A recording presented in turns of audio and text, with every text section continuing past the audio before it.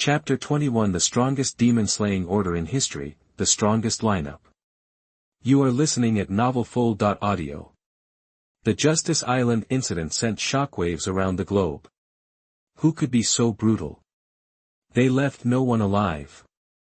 That person is a monster, that the word spread like wildfire, and fear gripped people everywhere. At naval headquarters, every officer in the conference room stared intently at Fleet Admiral Sengoku, their faces grim. The Judiciary Island tragedy had shaken them to their core, followed by an overwhelming wave of anger. Those who died were their comrades, fellow Marines.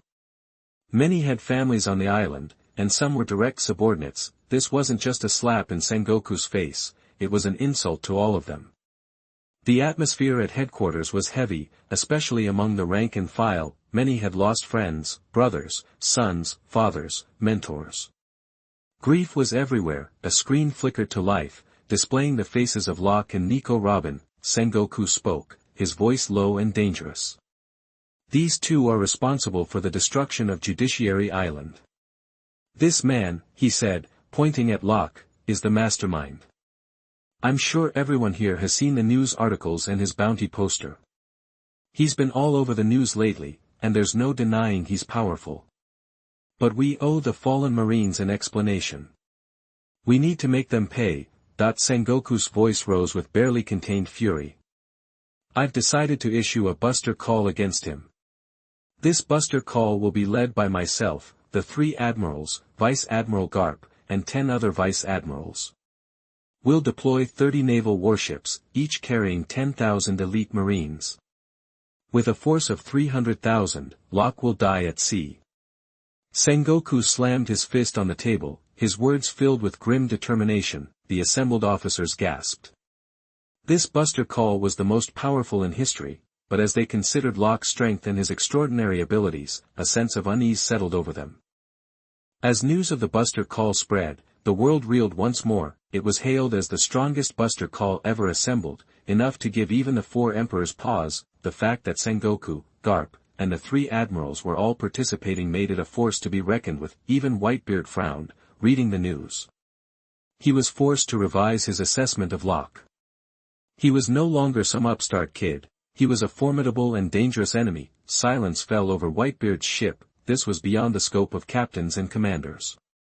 It was a conflict beyond their capabilities. Shanks, the red-haired pirate, felt a similar unease. He wondered if he'd backed the wrong horse.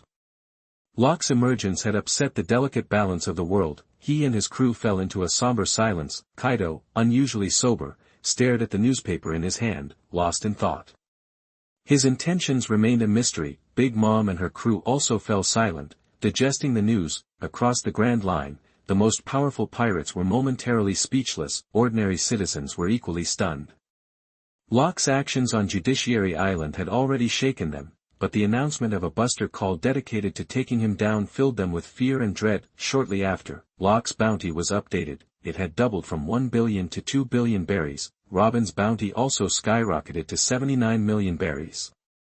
While her status as the sole survivor of O'Hara contributed, the primary reason for the massive increase was her association with Locke. These events reverberated across the world, reaching even those places where Locke had briefly passed through. In Windmill Village, Luffy and his brothers, Ace and Sabo, stared at the newspaper in stunned silence. Less than a year had passed since Locke had begun making waves, and already he had achieved the impossible.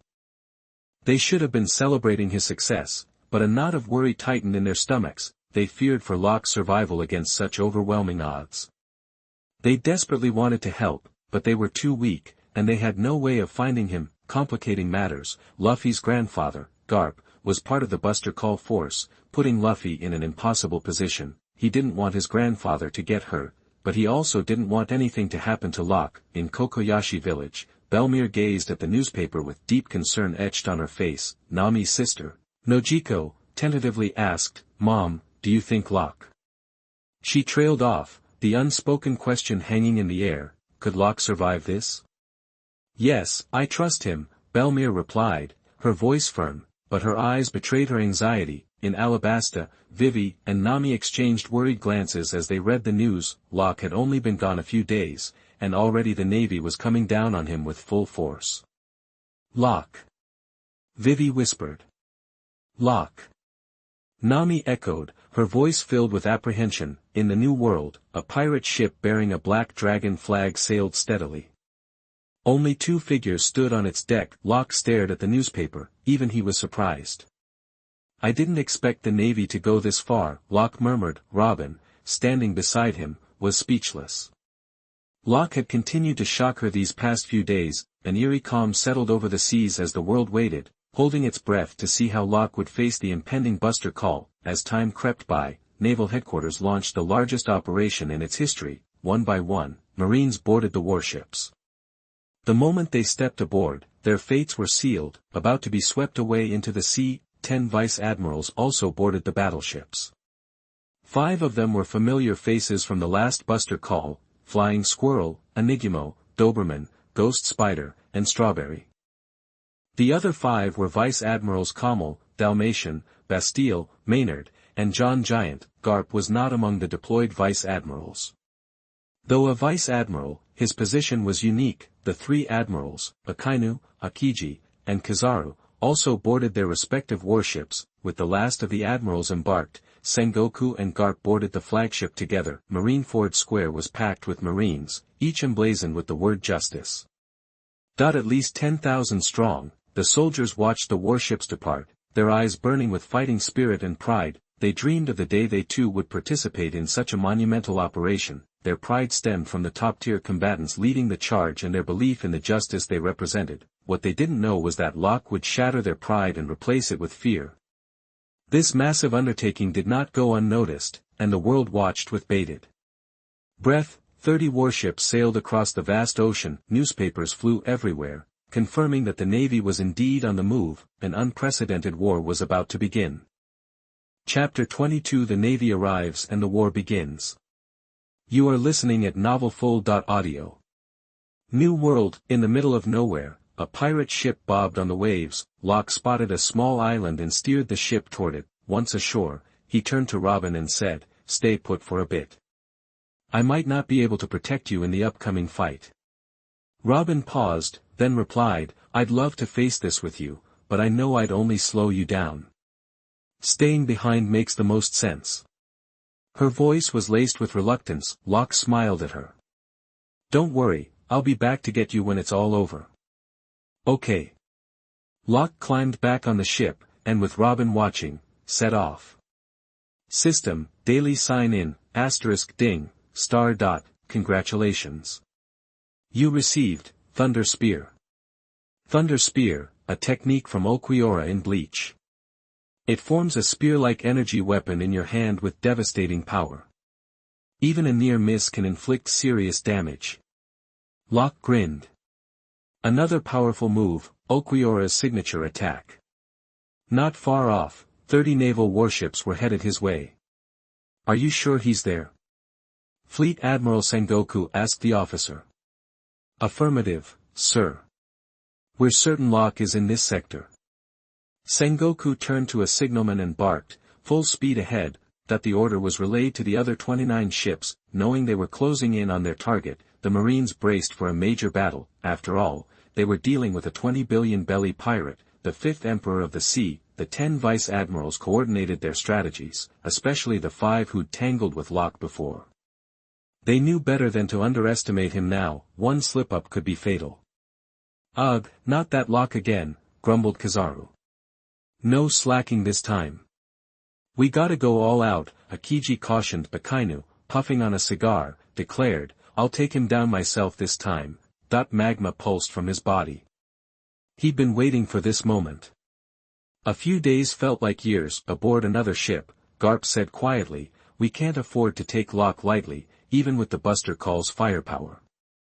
"Believe me, I know," Sengoku replied. He was determined to make this Buster Call count.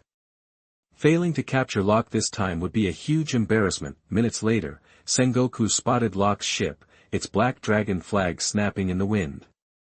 "Open fire."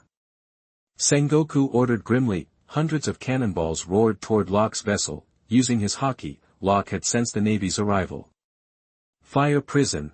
Flames erupted, engulfing his ship. The Marines knew Locke was in action. Cannonballs rained down, some exploding on impact with the sea, others vaporizing in the inferno, bang. Bang! Bang! The barrage was relentless, the explosions were so loud, they could be heard on the nearby nameless island. Robin, listening to the distant thunder, felt a surge of worry. The battle also drew onlookers, rival pirates, thrill-seekers, and news reporters hoping for a scoop. Thousands of ships crammed the surrounding waters, including some very prominent figures. Marco watched the battle unfold, lost in thought. His father had simply told him to observe, nothing more. Charlotte Katakuri, aboard his own ship, also watched the cannon fire. Big Mom had ordered him to assess the outcome. Yen Liangjin scanned Marco and Katakuri, then focused on the battle. He was one of Kaido's 3 top lieutenants, and the closest in strength to Kaido himself, a man with a cigarette dangling from his mouth and a pistol holstered on his hip. Ben Beckman, vice-captain of the Red-haired pirates, was sent by Shanks to observe the conflict. These 4 could sense each other's presence. Each was a key player for their respective bosses, and knew the rules. They exchanged glances, but no words were spoken. Anyone else would have started a fight. Elsewhere, future heavy hitters like Kid, Law, Hawkins, Drake, and Cavendish also gathered. Amidst all the chaos, a seemingly insignificant old man with white hair and glasses quietly sipped wine, taking it all in. Silver's Rayleigh had come to witness the unprecedented clash. Locke had no idea that a buster call had attracted so many future stars. The cannonade ceased, the flames died down, silence fell over the sea, the Marine sweated nervously. Locke's ship had emerged unscathed from the relentless bombardment. His sheer presence made them uneasy. Rayleigh murmured, "That guy is strong." Everyone else shared the same thought. 8-foot curved jewel. Kizaru was the first to break the silence. He formed a cluster of yellow energy orbs between his hands and unleashed them at Locke. Fire wall. A wall of flames rose, shielding the entire ship. Bang. Bang. Bang. Most of the orbs slammed into the sea, while the few that made it through the flames simply fizzled out. Locke remained untouched, and Kizaru's attack was just for show, unknown to everyone present. The battle was being broadcast live. Rayleigh and the others had been captured on camera. Most people wouldn't recognize Rayleigh, except for legends like Whitebeard. Alabasta, Vivi, Nami, the king, and his ministers were glued to the broadcast. "Amazing!" exclaimed Vivi. "So strong." Nami added, their eyes fixed on Locke. Kokoyashi Village, Nokiko and Belmere also watched the broadcast. "Mom, Locke is so awesome." "Yeah, he is." Belmere replied. Both stared at Locke with a touch of fascination. Fusha Village, the 3 Luffy brothers and Makino were watching the battle on a large screen in the town square. "Locke's the best," cheered Luffy. "I didn't realize he was this strong," Ace said. "I wonder when I'll be able to catch up to him," Sabo mused. "Locke," Makino whispered, clasping her hands in prayer. "Incredible. He actually blocked Admiral Kizaru's attack." The Marines on the warships exclaimed in disbelief. Locke watched Kizaru finish his attack and muttered, "My turn." Fire Star. Chapter 23 Fierce Battle, Showdown with Garp. You are listening at novelfull.audio. A meteor shower blazed across the sky, and everyone craned their necks to watch the fiery spectacle, both beautiful and deadly. Riley, these flaming meteors are gorgeous, but they're also radiating lethal heat. Marco, the attack range is too vast, the Navy could take massive casualties. Bang, bang, bang, bolides crashed down one after another with deafening explosions.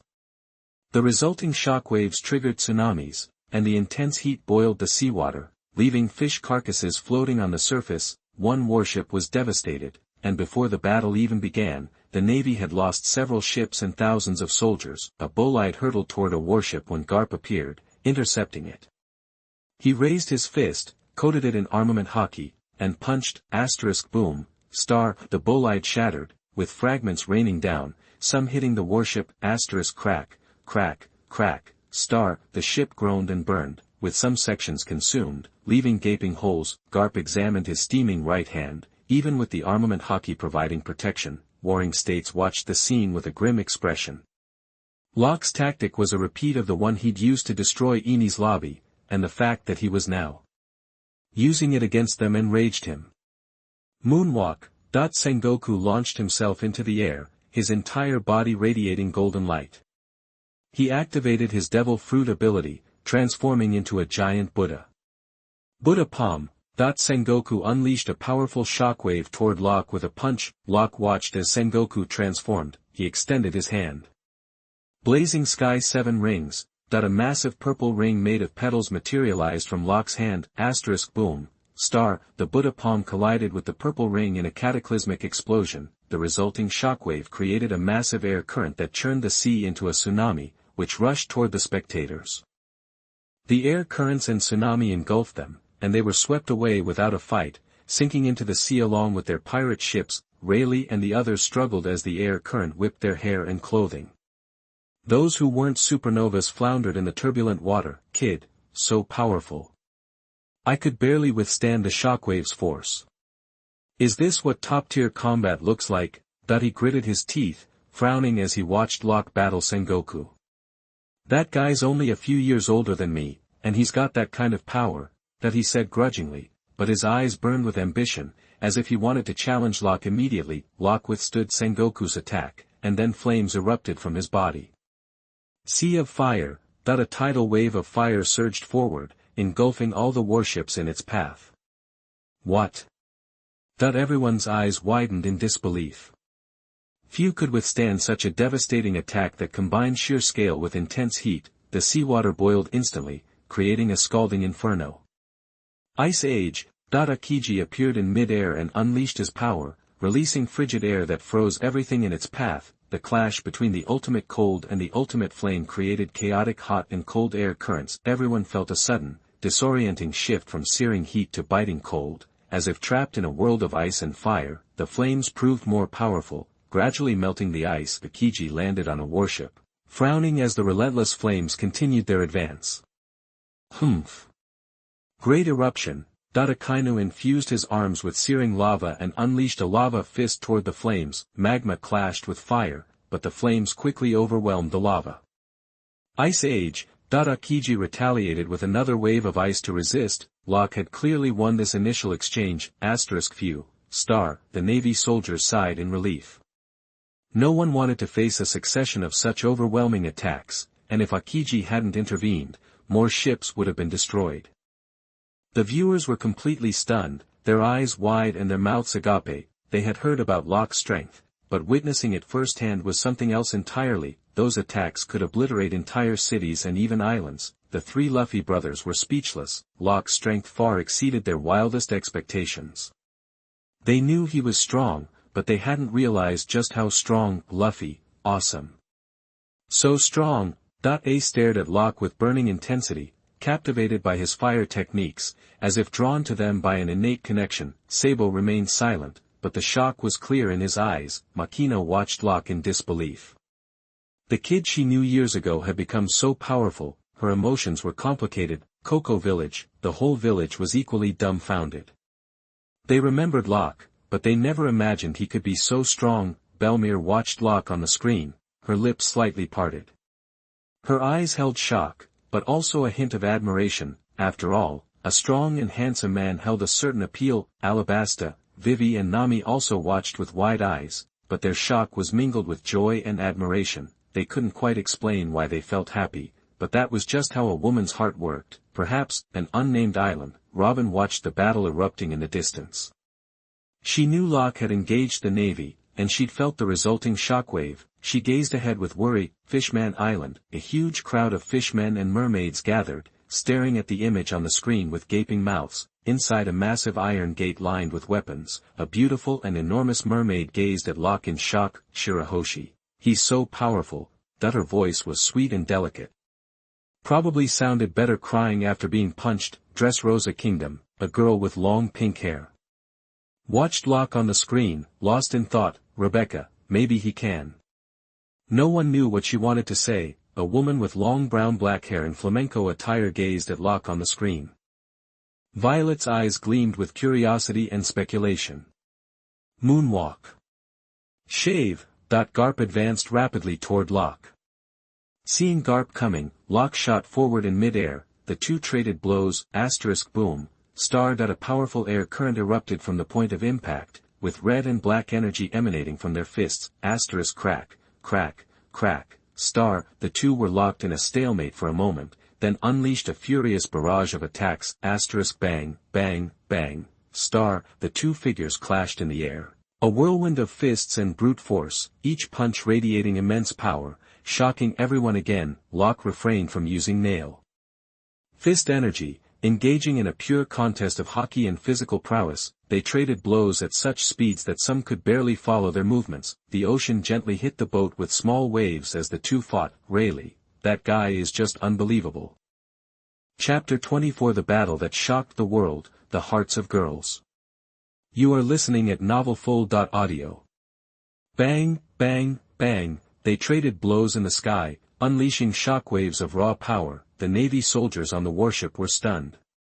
Locke was going toe-to-toe with their hero, Garp. It drove home just how strong Locke really was. Sengoku, watching from the warship, frowned. He hadn't expected Locke to be such a match for Garp. It had been ages since Garp had such a brutal fight. Back in the days of Rox and Roger, only a handful of powerhouses could brawl with Garp like this. And Locke, so young, had already reached that level. Sengoku watched intently as their fists met in mid-air. Boom.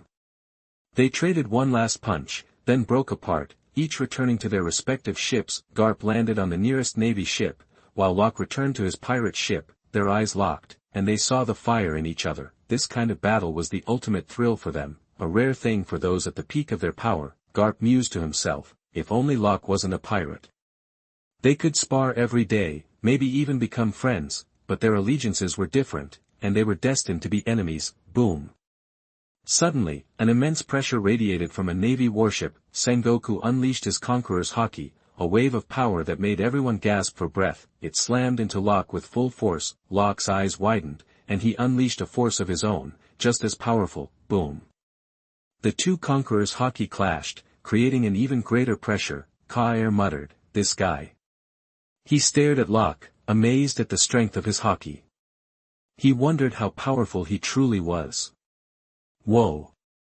Rayleigh exclaimed, stunned by Locke's Haki. It seemed to be on par with his own. Many couldn't withstand the pressure, and the weaker ones fainted on their pirate ships. Kid, Law, and the others were equally shocked by the display of Conqueror's Haki. Sweat beaded on their foreheads, a testament to the immense pressure they were under. Is this the power of the elite? Kid asked, drenched in sweat. On the Navy warship, several soldiers succumbed to the pressure and collapsed. 10 vice admirals, including Flying Squirrel, Mountain Fire, Doberman, Ghost Spider, and Stahleberg, gritted their teeth and fought to stay conscious. This guy is constantly full of surprises. Kizaru commented. Akiji and Akainu remained silent, but they clearly agreed. Blah, blah, blah. Many fell, including tens of thousands of Marines. In a short time, the Navy had lost 20,000 men. Locke's meteor shower had already inflicted heavy casualties, and now, the clash of Conqueror's Haki was adding to the toll. The Conqueror's Haki faded, and everyone breathed a collective sigh of relief, though they remained drenched in sweat. Incredible, just incredible. Is that the legendary Conqueror's Haki? I didn't expect Locke to be a king. 2.1 bystander exclaimed. Both sides fell silent, neither Locke nor the Navy making a move. The atmosphere on the Navy warship was heavy. The pressure from Locke was almost unbearable. Sengoku said grimly, all together, attack. Instantly, cannonballs rained down again. Locke used fire prison to shield his pirate ship and rose into the air. Buddha palm shockwave. Sengoku transformed into his golden Buddha form once more. Great blaze. Phoenix beak. 8 mirrors. Sengoku and the 3 admirals unleashed a combined attack, striking Locke head-on. Blazing sky 7 rings. A purple ring appeared, absorbing the full force of the attacks. Bang, bang, bang, a powerful shockwave erupted, but Locke had blocked the attack. Shave. Whoosh. Locke appeared above the Navy and threw a punch downward. Meteor fire fist. A barrage of flaming fists rained down like meteors. They were incredibly hot, destructive, and countless in number. The Marines watched in horror as the flaming fists fell from the sky. They were powerless to stop them, only able to watch as their doom approached. Ice Age. Great Blaze. Yasukani no Magatama. Buddha Palm Shockwave. Fist of Love. Sengoku and the others responded, unleashing their signature moves. But there were too many meteors, and some struck the warships directly. Bang, bang, bang, explosions ripped through the air, creating powerful shockwaves. Some naval warships were destroyed, along with the soldiers on board. The world watched in stunned silence. Locke's attack was devastating. Some flaming meteors even landed among the spectators. Natural disaster. Jin's body was engulfed in flames. He quickly conjured a fireball in his hand and hurled it at the approaching meteor. Boom. The meteor was destroyed, but flames still rained down on his ship. Jin swiftly hijacked a nearby pirate ship as his own was consumed by flames. He stared at the burning ship in shock. This flame is so hot. It's even boiling the seawater. Jin murmured. Ka-air, witnessing a meteor headed his way, transformed his right hand into a massive, machi-like fist, coated in armament haki. Boom. Though the meteor was destroyed, his hand was burned. He frowned, examining his right hand. This flame is so hot, it can even burn my machi powers. Kair said, looking at his hands. He was a paramecia-type devil fruit user, and his attack had been coated in armament haki. It was clear how intensely hot the flame meteor had been. Azure flame wings. Marco concentrated the phoenix tail feathers in his hand, transforming them into a flaming fist to intercept the incoming meteor. Boom. Though the meteor was destroyed, the result was the same as with Carl and the others. What a powerful flame, that he was genuinely shocked. Beckman drew his pistol and fired at the meteor hurtling toward him. Boom. The meteor was destroyed, but the remaining flames still fell. Faced with such a battle, people stayed far from the battlefield. On an unnamed island, Robin watched the fierce explosions with worry. Unable to see the battlefield, she didn't know if Locke was injured. Her heart pounded nervously with each explosion. Those watching the live broadcast were not only shocked but terrified. The battle was beyond anything they had imagined. Locke's strength filled them with dread. Locke had left a trail of admirers. These women watched him on the screen, awestruck, admiring, and even filled with a hint of love. The man seemed to have a magical hold on them, making them care for him as if possessed. Locke's strength and good looks had already drawn many girls' attention. Fishman Island, Shirahoshi. That man is so strong. I wonder if he'll ever come to Fishman Island. Rebecca, he could definitely save Dressrosa. Whatever conditions he asks for, I'll do anything to get him to save my kingdom. She looked at Locke on the screen with shining eyes, determined to find him when the battle was over. Violet seemed to share Rebecca's idea. Like aunt, like niece. What a sweet aunt. But what kind of conditions would Locke propose? Was it that kind of thing, or that other kind of thing? She just had to find a way to escape from Doflamingo, who had been watching her every move. Chapter 25. The three generals join forces, and Garp joins forces during the Warring States period. You are listening at novelfull.audio. Bang, bang, bang, the battle raged on, 6 figures clashing in the sky. Kizaru, wielding the Ama no Murakumo sword, slashed at Locke, who blocked with his own reverse blade sword. Clang. Sparks flew as their weapons met, separated, and then crashed together again. Clang, clang, sparks rained down. Every impact carried a potentially lethal blow. Suddenly, a wet sound ripped through the din. Kizaru staggered back, clutching his left shoulder where Locke's blade had found purchase. Blood bloomed instantly. Kizaru scrambled back, putting distance between himself and Locke, retreating behind Akainu for cover. Ghost dog. Akainu's hand surged with molten lava, forming a snarling lava dog that lunged at Locke. Nail fist. Locke met the lava hound with a punch from his left fist, obliterating its head in a burst of magma. Then, he slashed with his right, sending a wave of sword energy towards Akainu. Akainu, his fist wreathed in armament haki, met the energy with a punch of his own. The wave shattered, but not before leaving a gash on Akainu's chest. He fought Locke with a crazed intensity, as if Locke had murdered his father. Bang, bang, bang.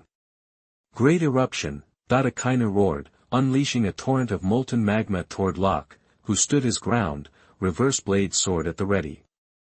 Quick draw cut. The blade sliced clean through the magma, the force of the strike continuing towards Akainu. Akainu blocked it with another Haki-infused fist, boom. The onlookers were stunned, wondering what fueled Akainu's berserk rage. Even Sengoku was taken aback. He thought he hated Locke more than anyone, but Akainu seemed ready to die to take Locke down.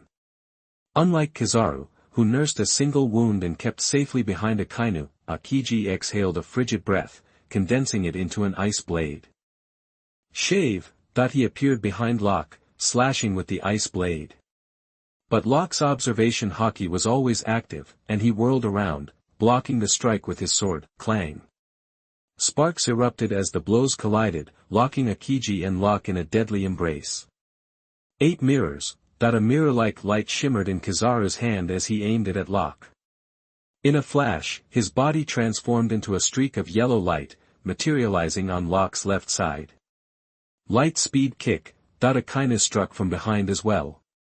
Ghost dog, Locke was now surrounded and under attack from all 3 admirals. The live broadcast audience gasped. Locke had forced the 3 Navy admirals to team up against him. Flames erupted around the reverse blade sword in Locke's grip. Burning flash, his speed became imperceptible as he spun in place. Dance, as Locke rotated, flames spiraled around him, forming a massive fiery ring. Boom. Locke countered the combined attacks of the 3 admirals in one devastating move, sending them flying back. Akiji, however, fared the worst. Locke had suddenly vanished and reappeared, his earlier restraint gone. In a tenth of a second, Akiji barely registered the burst of flames and cold light before several wounds opened across his body. Besides burns, the cuts were deep, leaving a serious wound. The long gash marred his stomach, oozing blood. He was gravely injured. Akiji's injury sent another shockwave through the crowd. Holy crap, he actually injured Admiral Akiji, some anonymous voice blurted out. The lower-ranked Navy soldiers watched the battle with a mix of awe and terror. They were just here to bolster the numbers, not operate at the same level as the top tiers. Originally they felt confident, but by now they had lost tens of thousands of people. They now placed all of their hopes on Sengoku and the others. The spectators on the edge of the battlefield stared at Locke, mouths agape. He actually hurt an admiral. One pirate muttered. Marco and his crew watched with grim expressions, while even Rayleigh seemed impressed. As for Kid and the other rising stars, they were simply stunned beyond words. The world had been rocked repeatedly in the past few days. Kizaru's light-speed kick was interrupted by a ball of flames. He had his observation Haki active, which prevented further damage, but his clothes were singed and his skin was burned. Akainu, who expected his blow to hit Locke, suffered more damage. He was badly burned in many places, and his clothes were burned off. There was a scar on his chest, and blood flowed from the wound. Akainu was the most injured on the battlefield. If he wasn't in the Navy, he would have believed someone was toying with him. That guy, Warring State said. He had seen Locke surrounded by the 3 admirals and wanted to rush over, but before he could attack, Locke countered with one move. Fortunately, he didn't act, or he would have been injured. Whoosh. Garp suddenly appeared in front of Locke, a massive fist cocked back. The fist was covered in ink-black armament Haki. Locke threw a punch as well. Boom.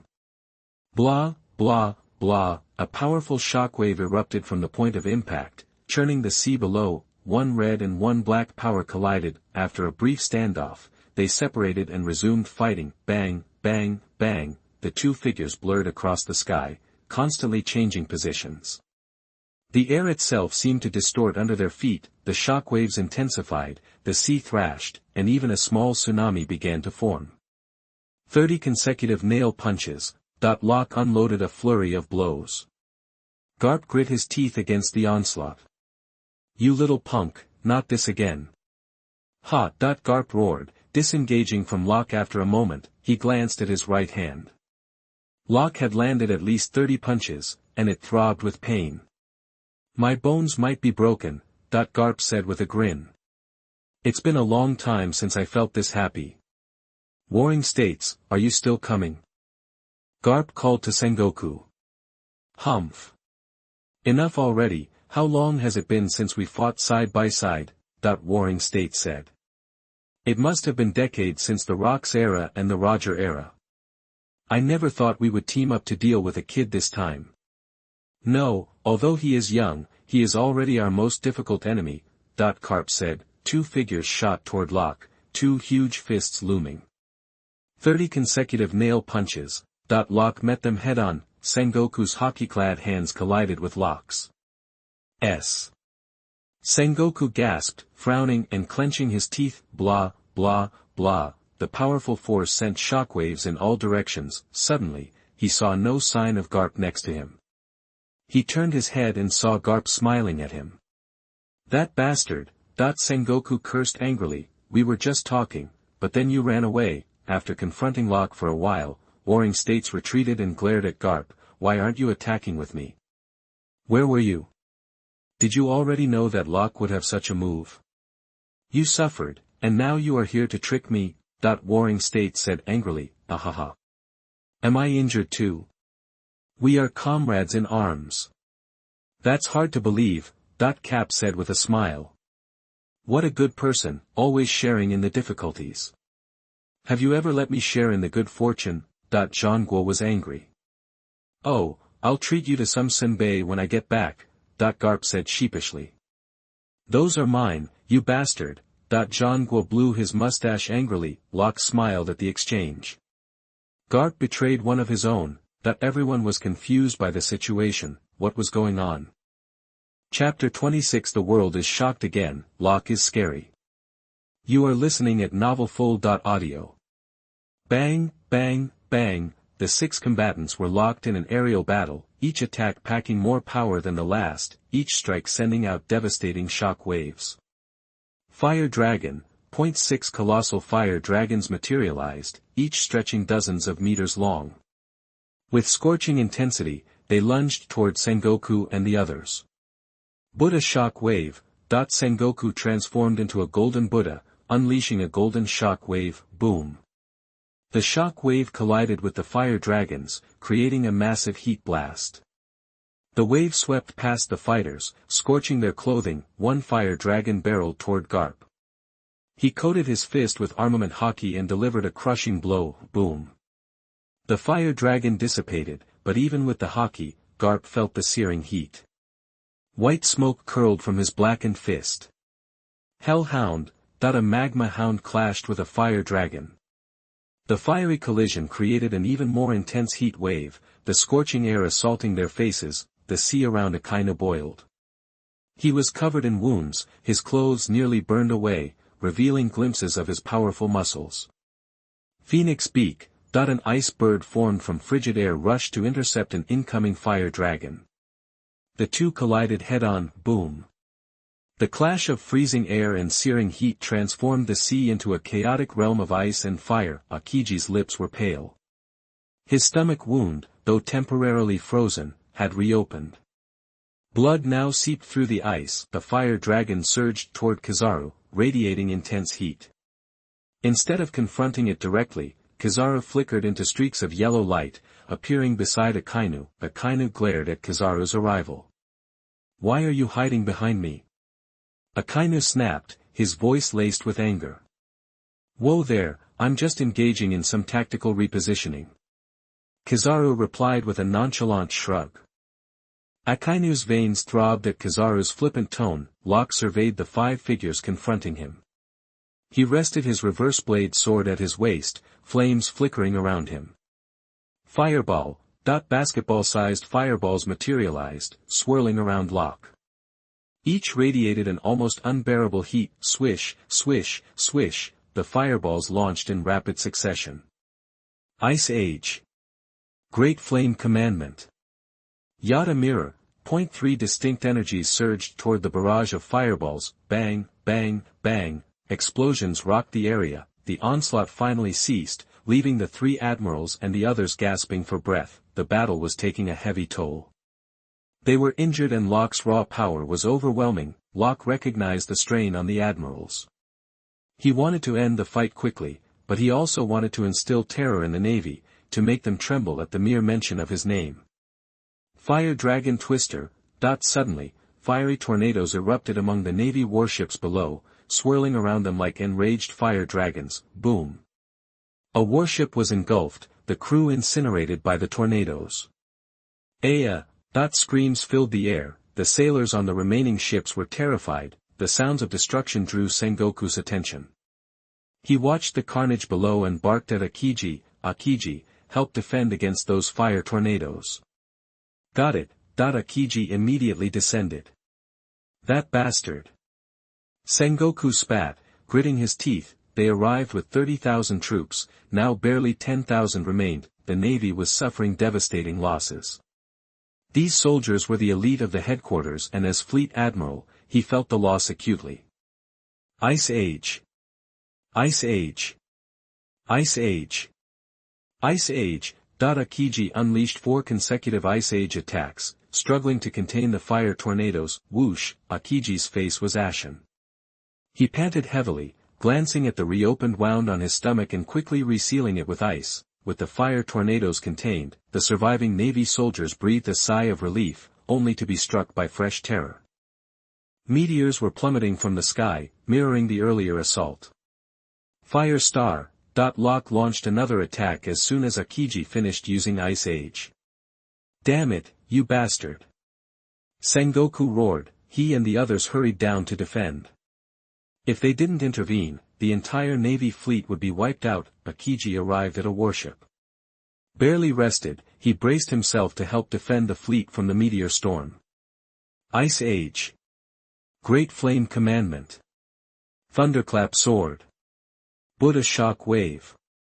Iron Fist. The 5 unleashed their attacks in rapid succession. Vice admirals on the other warships joined the effort, although they knew losses were inevitable. Bang, bang, bang, explosions continued relentlessly, fire raining down on the sea and the ships. The seawater boiled, and parts of the ships melted or burst into flames. Rayleigh and the others were stunned by the spectacle. They had never seen the Navy in such disarray, with such a formidable lineup crumbling before their eyes. Rayleigh, the world is about to change. Marco, Dad's watching this live. I don't think he wants to cross Locke. He knew that while the top-tier fighters were powerful, his crew wouldn't stand a chance against such an attack. Kid, this guy is not to be trifled with. Jin, he better not show up in Wano. Ben Beckman, I doubt the captain wants to make an enemy like that. Kid, is this the guy with the 20 billion bounty? He stared at Locke, fear creeping into his eyes. He was truly afraid of Locke. With his current strength, fighting Locke would be like an adult bullying a child. Law, I want nothing to do with this guy. Law said grimly. He was afraid Locke would get annoyed with them, the audience, and eliminate them all. On a remote island, Robin watched the endless explosions, the sky glowing red, and the air fluctuating between scorching heat and freezing cold. She could barely imagine the battle Locke was facing. Robin, Locke, I hope you don't get hurt. She clasped her hands together in prayer. The residents of Windmill Village looked on in shock. Locke had come from their village. The villagers of Kokoyashi village recognized the power of the benefactor who had saved their home. In Alabasta, they declared that this was the man they would follow. Shirahoshi wished he would visit Fishman Island. Rebecca exclaimed that this was the man she had been looking for. He was the one who could defeat Doflamingo. Violet stated that her kingdom was saved and that she would find this man to help save it. Doflamingo hoped he stayed far away. The world was in shock. Chapter 27. The battle is over. Robin will not die, right? You are listening at novelfull.audio. After a wave of attacks, the Navy lost 5 men and 5 warships. They started with 30 warships, but after several attacks, only 10 warships and a handful of naval personnel remained. Those 10 warships still had vice admirals on board, otherwise, they would have lost even more. The remaining soldiers were also injured and out of the fight. Fleet Admiral Sengoku knew the fight couldn't continue. If it did, those soldiers would be buried at sea, and he, Garp, and the others were already injured. He took responsibility. He'd brought 30 ships without fully understanding Locke's capabilities, putting them at a disadvantage. Knowing what he knew now, he would have only brought Garp and a few others, maybe even asked the world government for reinforcements. Locke returned to his pirate ship, also aware that Sengoku and the others were done. He'd achieved his goal, making the entire Navy terrified at the mere sight of him. He wasn't cruel, but he wasn't ready to let them off completely. Flames erupted around his body, engulfing him. The flames slowly gathered in Locke's hand, starting as a small fireball.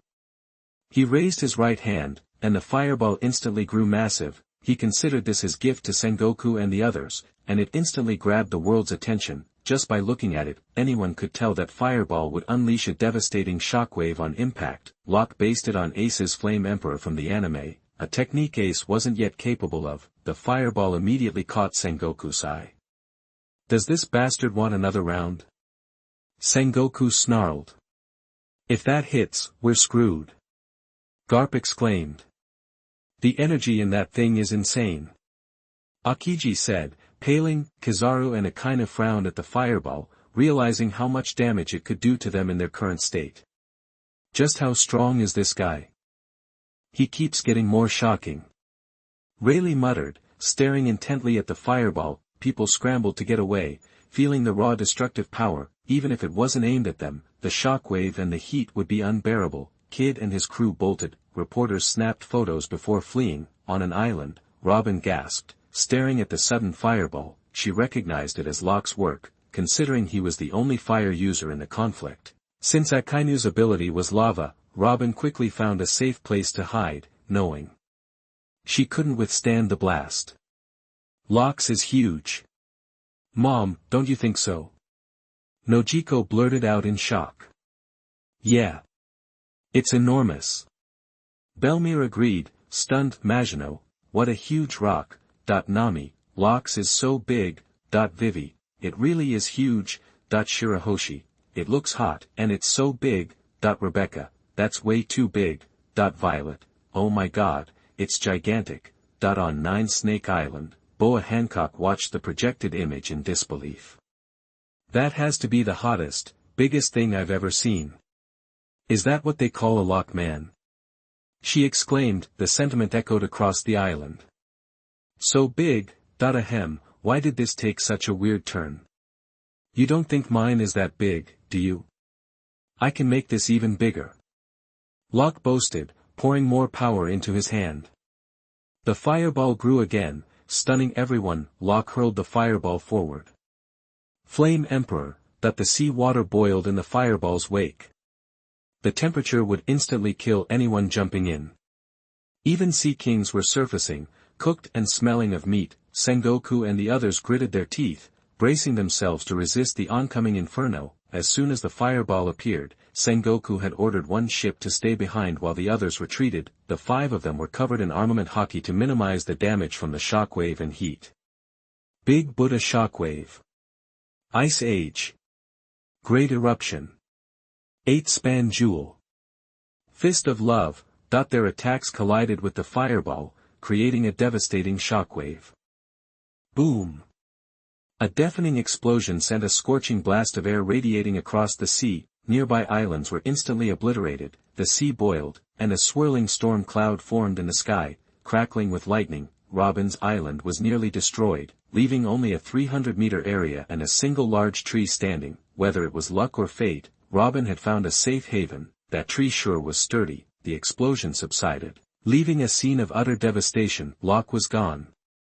Sengoku knelt on one knee on the wreckage of a warship, coughing up blood. His navy coat was burned away, revealing muscle covered in burns. Their armament haki had been pushed to its limit. Kizaru was kneeling on another piece of debris. He spat out blood, his clothes burned off, and his skin was scorched and bleeding. Garp, Akainu, and the others were in similar shape. Akainu and Akiji collapsed, being the most severely injured. Fortunately, the broadcast cut out just before the final explosion. Otherwise, it would have caused even more panic. A Navy ship arrived to retrieve Sengoku and the others. The soldiers, shocked and terrified, showed little else as they took in the scene and the state of their superiors. They were horrified by the injuries suffered by Sengoku and his crew, and they were shocked by Locke's power. As Sengoku boarded, he ordered the Navy to keep their appearance a secret, hoping to salvage some dignity. He felt responsible.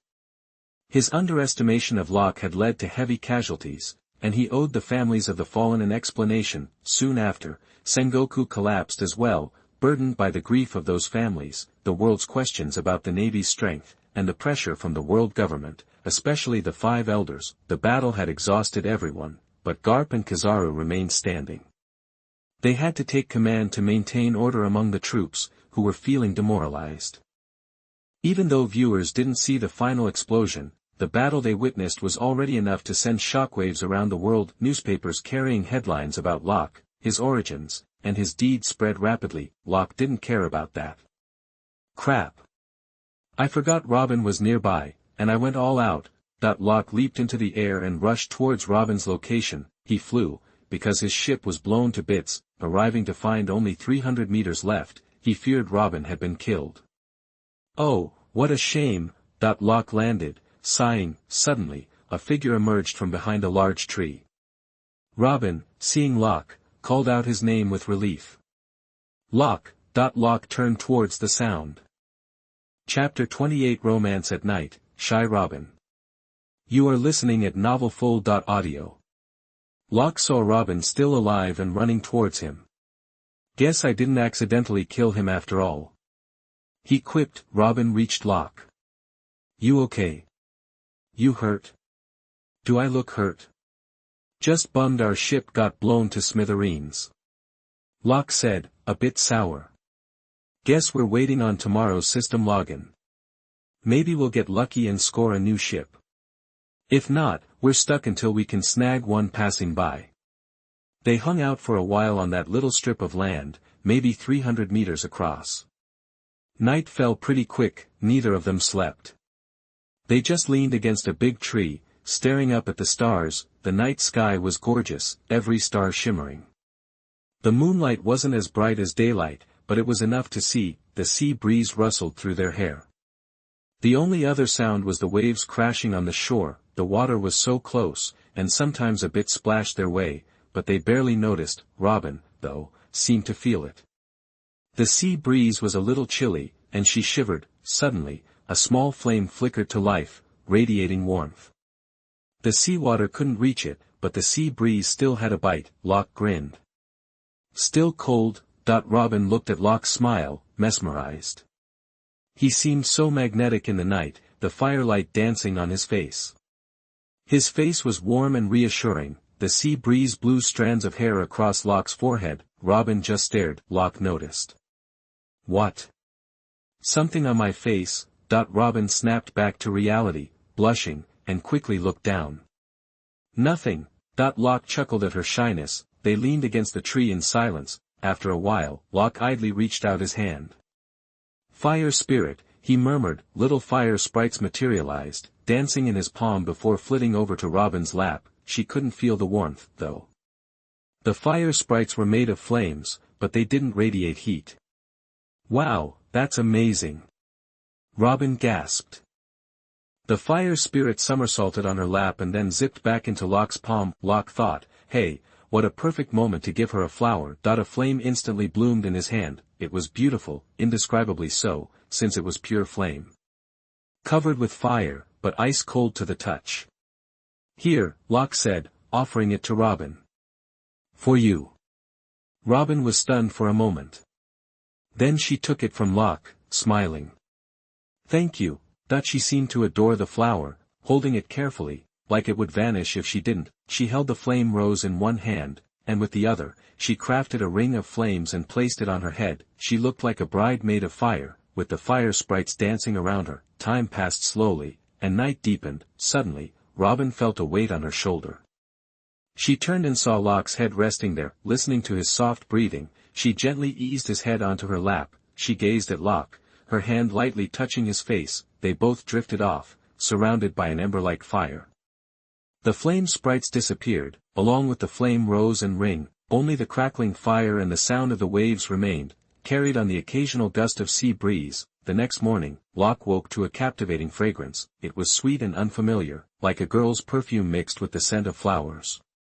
Rose or peony? Locke wondered, moving closer, still not opening his eyes. He knew if she saw him, she would definitely stop him. Robin stirred, sensing his movements. She opened her eyes and saw Locke getting closer. Her face flushed crimson. After another sniff, he opened his eyes. He was met with darkness, then lifted his head and saw Robin's blushing face. It was as if he had lifted his head too quickly. Their lips brushed against each other. They were both caught off guard. For a moment, they were touching lips, staring wide-eyed at each other. Locke was bewildered, while Robin was a mix of shy and flustered.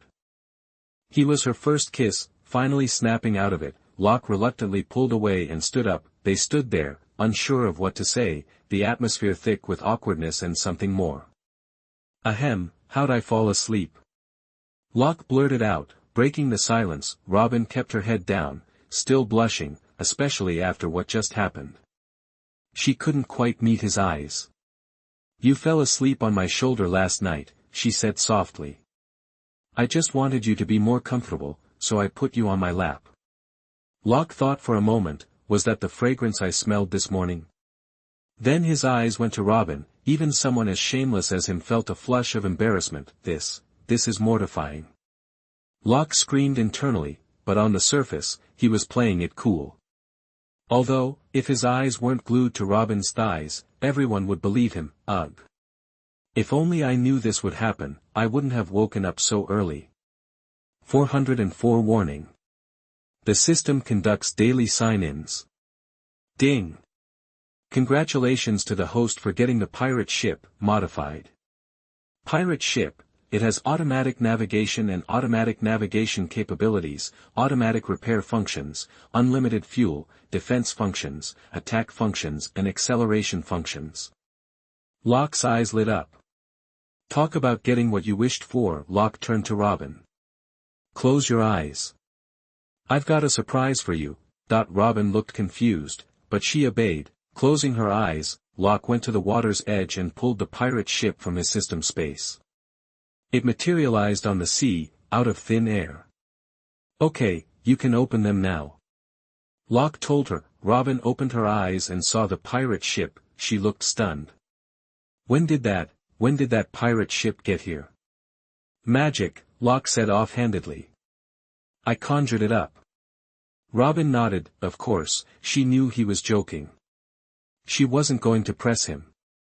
Everyone had their secrets. They boarded the pirate ship, and Locke raised the Black Dragon pirate flag, and just like that, they left that little patch of land behind. Chapter 29 What I Saw, Romance on the Boat. You are listening at novelfull.audio.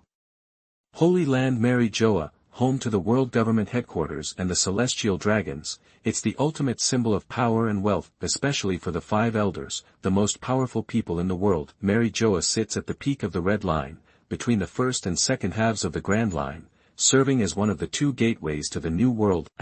Whip crack star. A leather whip lashed at a girl. Her eyes were hollow, devoid of any spark.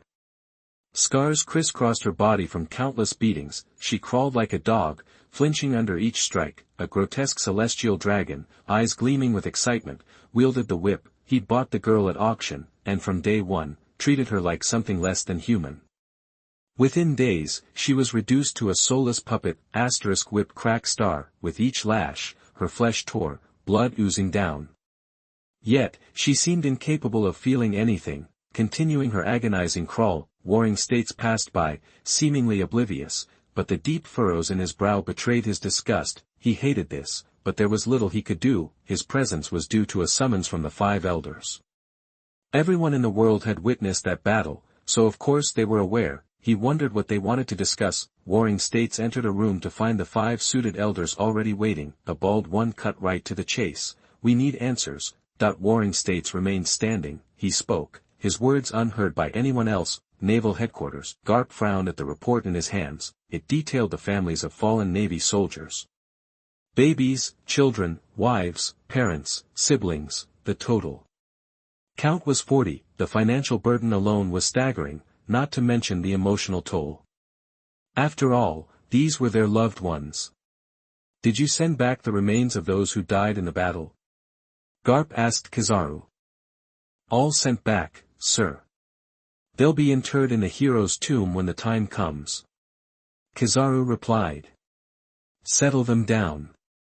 Make sure the funds reach them ASAP, and award those soldiers a Medal of Valor. Garp ordered solemnly. He left and went to the Marineford Square alone. Kizaru returned to his duties, while Akainu and Akiji were still hospitalized. On the Moby Dick, the atmosphere was tense. Red-haired Shanks had arrived, unannounced, carrying a bottle of sake. Whitebeard eyed him. What brings you here? Shanks chuckled, but his expression quickly turned serious. You know why I'm here. We need to talk about this guy, Locke. Shank's tone was grave. Locke had disrupted the balance of the sea, and his strength was unnerving.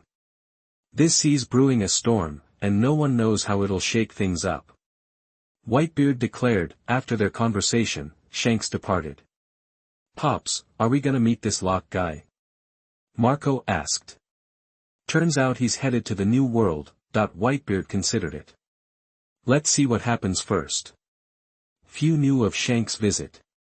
Had the news leaked, it would have rocked the world. Wano country. Kaido, the beast pirate captain, was wrestling with the same thoughts, his 3 top lieutenants standing in silent attendance. Locke.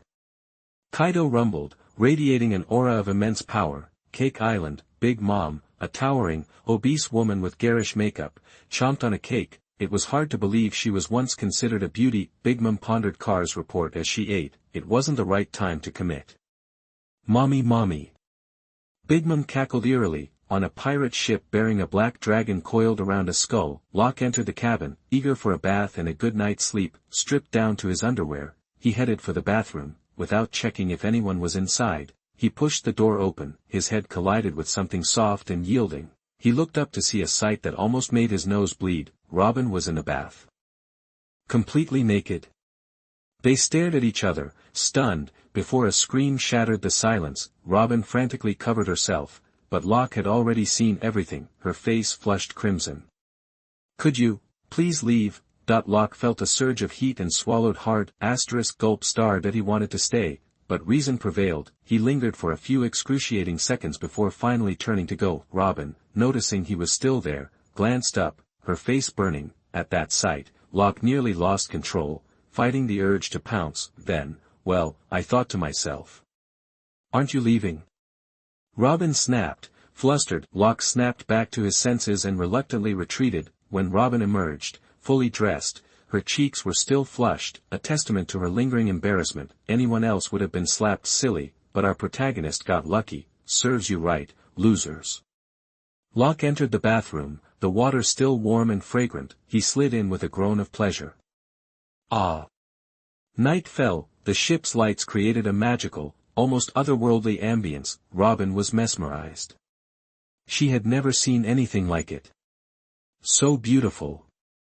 She whispered. Locke, delighted by her reaction, explored the ship's features. There was music, roses, suits, and dresses. He grabbed a suit for himself and a long white dress for Robin. They changed and stared at each other, amazed by how handsome and beautiful they looked. Damn, I'm so damn handsome. SKR. Locke conjured a table draped in white, a vase of roses, plates, wine glasses, steak, and red wine from his system space. Don't ask where it all came from. It was Locke's sign-in loot. Kept fresh within the system, a romantic song filled the air, setting the mood. Locke and Robin sat opposite each other, eating steak, sipping wine, listening to music, and gazing into each other's eyes, exuding an aura of romance. The pirate ship sailed through the dark sea, a lone beacon of romance amidst the vast, mysterious darkness. After their meal, Locke and Robin retired to the cabin. The 2 figures disappeared inside, leaving only the ship sailing the dark ocean. Chapter 30. It was very comfortable last night, on an unknown island. You are listening at novelfull.audio. The next day. Ah! Locke let out a contented groan. He'd had the best night's sleep in ages. System activating daily sign-in, *ding, *. Host successfully signed in. Reward, White Falcon on the Streets, a novel. A book, apparently signed 5 years ago, materialized in the system space. Locke grimaced. Of all things, this dumpster fire of a novel. Author, watch it, buddy. Robin emerged from the cabin, looking particularly radiant. She'd slept like a log and felt amazing. Locke, where are we headed next? No idea, Locke replied. Let's just pick an island and check it out. Think of it as a vacation. He really hadn't seen much of this world since arriving, and he had nothing pressing to do. A few islands, some sightseeing, maybe hit up a few interesting spots. The ship's navigation system located a small island nearby, and they set course. When Locke's pirate ship docked, he and Robin disembarked. The town was surprisingly lively, with people bustling about and kids playing near the port. as they strolled through the town, Locke couldn't help but notice the fearful glances they received. People eyed them with a mixture of shock and terror. Before long, a squad of armed marines swarmed in, surrounding Locke and Robin. "It's Locke, one of the 5 emperors of the sea. What's he doing here? We can't let him destroy the place." Despite their fear, none of the marines backed down. The town's prosperity was largely thanks to their presence and that of their captain Dicros. They'd repeatedly fought off pirate incursions, and Captain Dicros was always ready to defend the islanders from bullies. News of Locke's arrival had spread like wildfire, and the marines were ready. This place was their home, and no matter how powerful Locke was, they wouldn't let him trash it. The Justice Island incident had cemented Locke's reputation. A heartless killer. Locke, though initially confused, understood the situation. He had no intention of wrecking the place. The town had a peaceful vibe and the people seemed genuinely happy, a rarity in this pirate-infested world.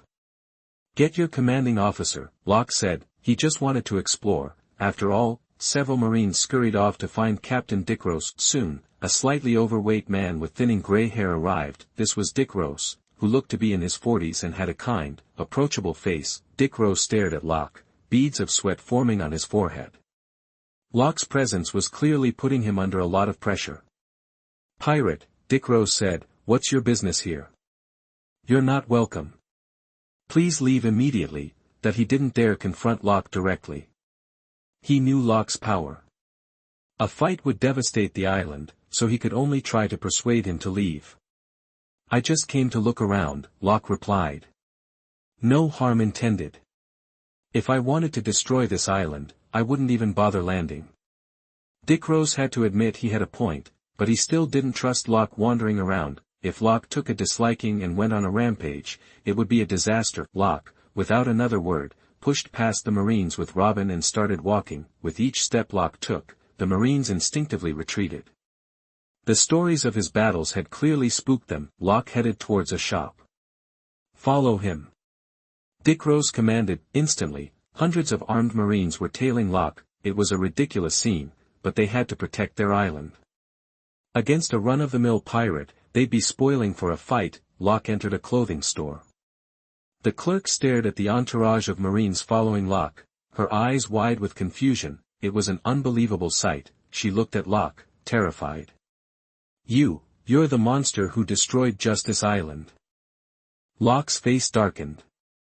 He put on a menacing scowl and growled, "Now that you know who I am, fetch me your best clothes." The clerk was so frightened she stumbled, then scrambled to her feet and ran to grab the clothes. She left a wet patch on the floor where she fell.